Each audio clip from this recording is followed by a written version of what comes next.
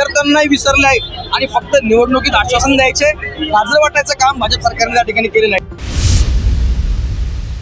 काँग्रेस एनएसयूतून नागपुरातील LIC चौकामध्ये आंदोलन करण्यात येत आहे आणि हे आंदोलन रोजगारांसाठी, युवकांच्या मागण्यांसाठी हे आंदोलन सुरू आहे. यासोबतच हे आंदोलन आक्रमक होऊन विविध पद्धतीने हे आंदोलन आक्रमक झालं. याच्यात पोलिसांचे बॅरिकेड सुद्धा तोडण्यात आले. दादा काय सांगशील, काय मागण्या निवडणुका झाल्याच पाहिजे, विद्यापीठ निवडणुका झाल्याच पाहिजे आणि कॉलेजची BSc ST OBC भेटलीच पाहिजे. हे काय करते आरक्षण कालच केलंय नाही. मला सांगा नोकऱ्या लागल्या तर मिळत बनन का?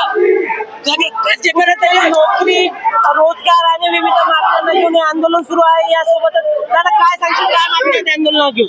2024च्या विधानसभा निवडणुकीपूर्वी देवेंद्र फडणवीस सरकारने आश्वासन दिलं होतं की विद्यार्थ्यांना दरमहा 10,000 रुपये भत्ता देणार होतं.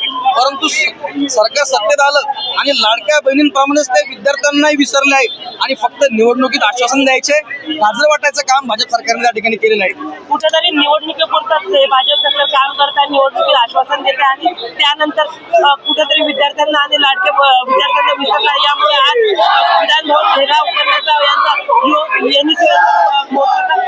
मागणी होती आणि घेराव करण्यासाठी हे सगळे चालले असताना बॅरिकेड तोडण्याचा प्रयत्न करण्यात आला होता. व्हिडिओ जर्नलिस्ट अतुल गवळीसोबत ऋषभ नागपूर.